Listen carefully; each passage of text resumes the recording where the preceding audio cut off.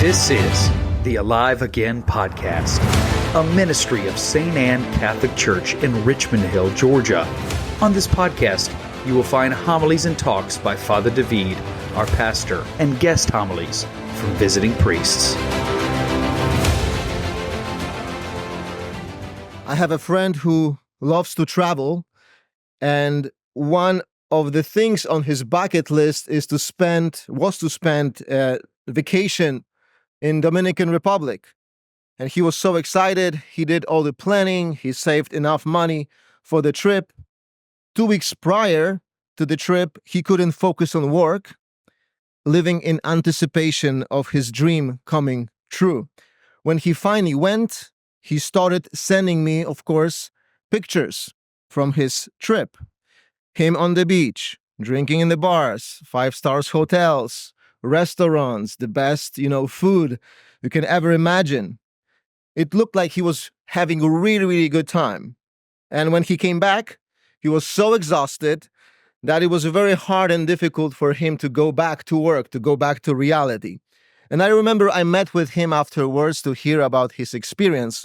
And somewhere in the middle of the conversation, I asked him this question. So where did you go to the church on Sunday? And there was that same awkward silence I experienced.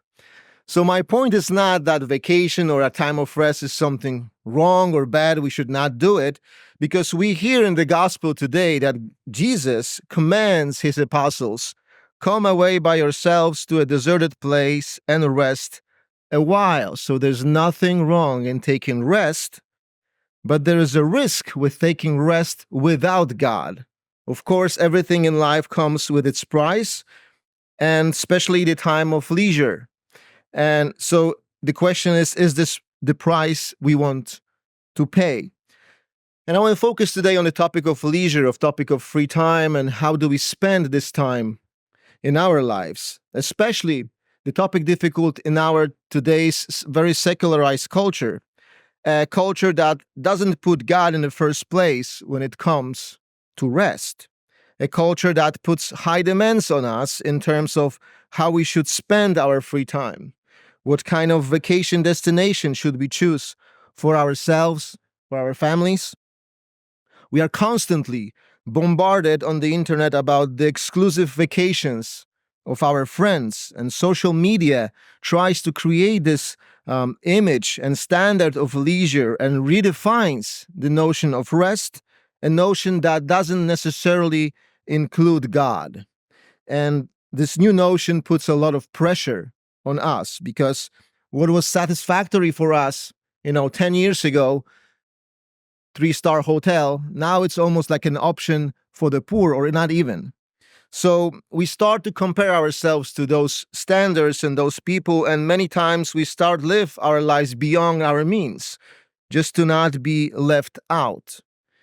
So today I want to focus on that and just read the scriptures and find some principles how we should approach as Christians our time of leisure, our time of rest. So first of all, that I was reflecting on that was the beginning of the Bible. Let's go to the beginning. We see the creation story in the book of Genesis. So God created the world in 6 days, and on the 7th day, he rested. And that was the day that he made a sacred day. So the leisure becomes a sacred day, a Sabbath. This is also a call for us to make our time, free time, our leisure time, a sacred time, not a secular time. Because when leisure time is cut off from worship of the divine, it becomes laziness. Let me read it again. When leisure is cut off from the worship of the divine, it becomes laziness. And we see that Jesus Christ himself always respected the Sabbath, always treated and made it sacred. For us today, the Sabbath, of course, is the Sunday, the 8th day, the day of his resurrection. And sometimes we call this day the first day, the day of new creation. And sometimes when it comes to our rest or leisure time, we sometimes call it, many times, the time of recreation. We recreate ourselves. We're supposed to. do that. And this is our duty also as Catholics to go to church every Sunday. This is the third commandment, to keep the Sabbath holy. So that's the minimum. That's the minimum. Even though, when you choose to come on Saturday vigil, I think that's a great temptation. I just want to point out, I know that's not you, but it's a great temptation to come on Saturday just to have Sunday off for ourselves, But even though for some reasons you have to come on Saturday because maybe you have to work on Sunday, there's no other option, you should still keep this Sunday as much as possible a sacred day, a holy day for you and for your family, and approach it with appropriate reverence and honor. So at the beginning, we see the story of Genesis, where the story of God's work and rest. So work is important for sure. And I like this quote from John Paul II. He speaks about the dignity of work. He says, "Only man is capable of work, and only man works." But we have to make a distinction between work and leisure, because this question about leisure, it's always supposed to be discussed within the context of work. But work, we know that's not everything that we have. Of course, we have to love what we do, we have to enjoy, but we have to also be careful to not become workaholics. There's a philosopher, Joseph Piper. In his book on leisure, he makes an interesting point about work and the dangers of treating work as to the extent that this is the only thing that we have. He says this: "The world of work begins to become our only world, to the exclusion of all else." So there's this trend, for example, like among the influencers or like YouTubers. I was watching one of the videos and I saw the guy who actually lived in his office building. He had this condominium, whatever, condo or apartment inside his office. So there's no clear distinction between work and leisure. He lives where he works and he works where he lives. And they call it, of course, a lifestyle, right? This is my lifestyle. But it is dangerous for us. Why there is a dangerous in that approach? And so this philosopher Piper continues: "Man seems to mistrust everything that is effortless. Man seems to mistrust everything that is effortless. He can only enjoy with a good conscience what he has acquired with toil and trouble." And that's the key here. He refuses to have anything as a gift. He refuses to have anything as a gift. In other words, think about God's gift for us. They all are free. If we constantly focus on work and think that everything is done, what we have in our life is done by our own efforts, how can we receive anything from God? And no wonder, the consequences of that could be when you're asked to go to the chapel to pray, for 30 minutes, and you're sitting there doing nothing, and it's almost counterproductive. I don't do anything here, so maybe I'll bring some book and read to Jesus, right? And you're not alone in the struggle. Last month I became a deacon, and I started preaching every day. Thank you, Father David. And so I'm constantly in my head, in my prayer. What is in my prayer? It's a homily, next day homily, next day homily.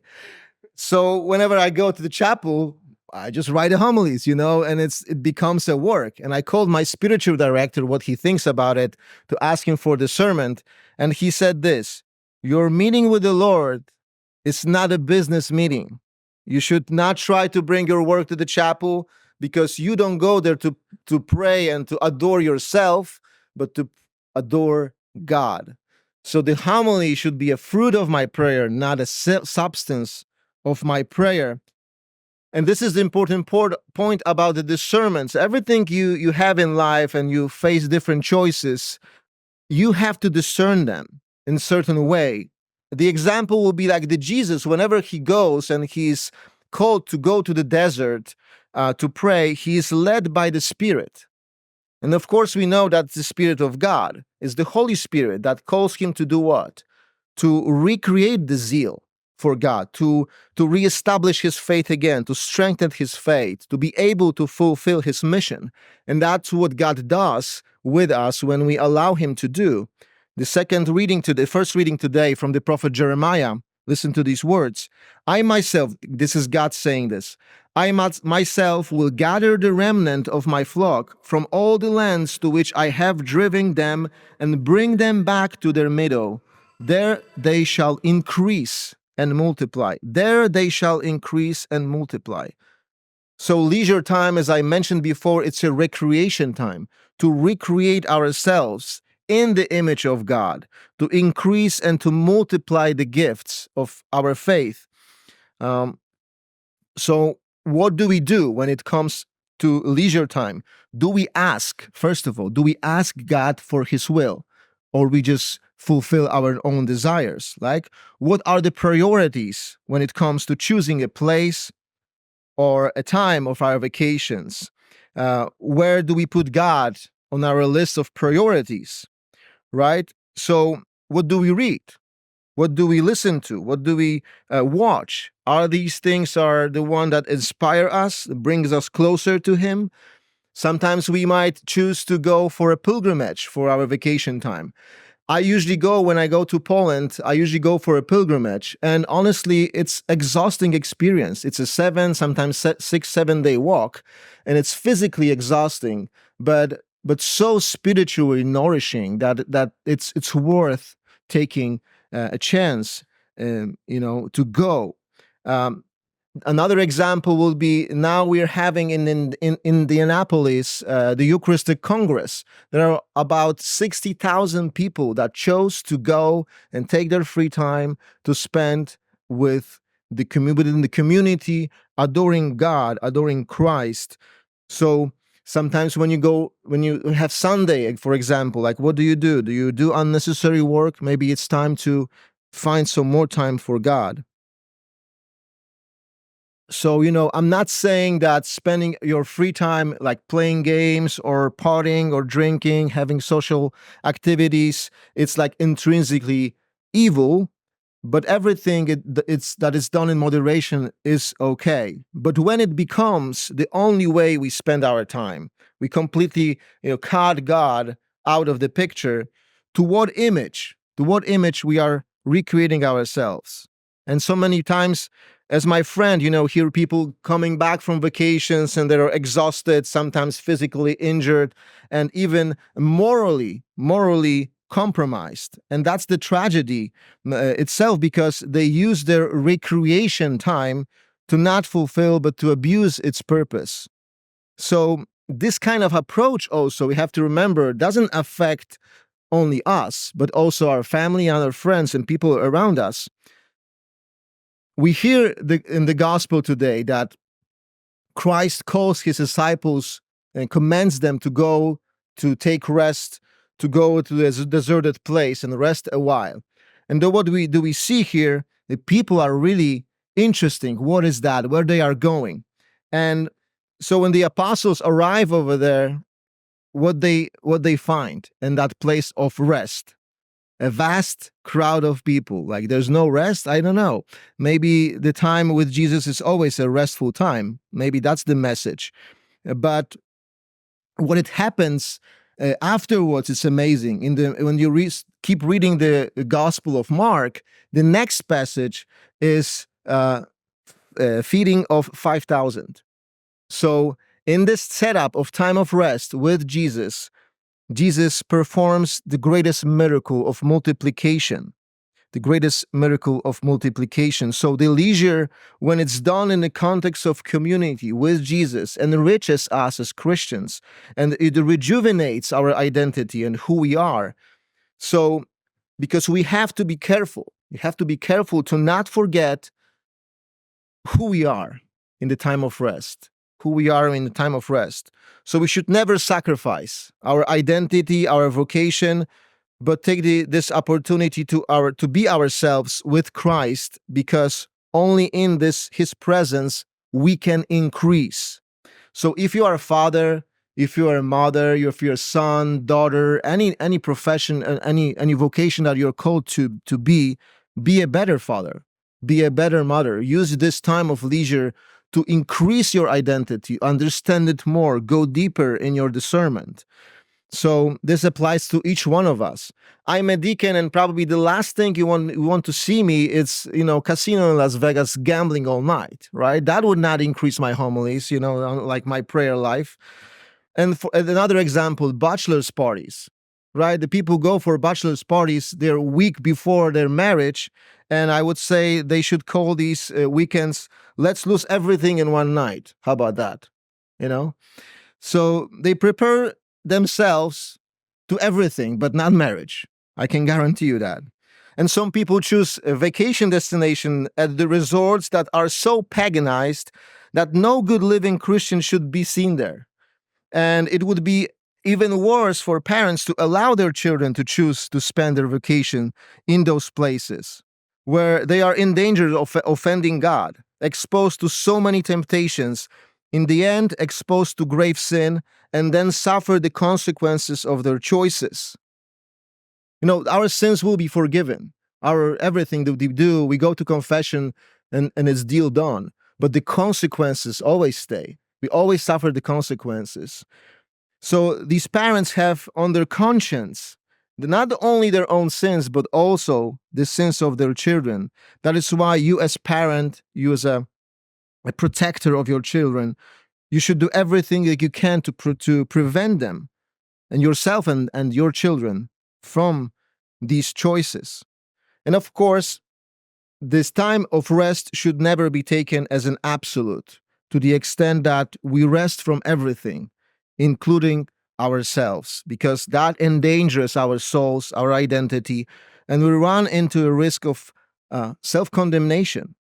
Of course, it is not an easy task to do, because why it's not easy? Why it's so difficult for us to make this time sacred? I think what prevents us is often a spirit of indifference. We give up because we see it's too difficult, too hard, too demanding. But Jesus says today to us, rest a while, rest a while. He doesn't say rest, 2 weeks, 1 week. He rests a while. He doesn't ask of us for too much. He asks us for simple steps. It is better to make a resolution to spend time in leisure, like, for example, every week, than say just whatever, right? When you say, I will pray every day, I will pray whenever I find time, guess what? You probably will never pray. But if you make a choice, like, I will pray with scriptures every day for a month, for 15 minutes, even though you miss 10 days, you will still have 20 days in your prayer. And you can make this resolution for yourself, for your family. It's all about your choice and the discernment of your heart to make your leisure sacred. Then, pray to God and trust in Him, and He will provide. He will provide with necessary opportunities for you. And it's worth it. It's worth it, because when you make this choice, then the day of rest, day of leisure, becomes a foretaste of heaven. It is a foretaste of the final rest with God. The world keeps going faster and faster and wants to draw us in. But the world will eventually stop and rest in God at the end of time. So by making your leisure sacred, your free time, your Sunday sacred, you prepare yourself for heaven, our eternal rest, and our final destiny. Thank you for listening. If this podcast helped you grow in your Catholic faith, consider subscribing, sharing with others, liking, or leaving a review wherever you listen.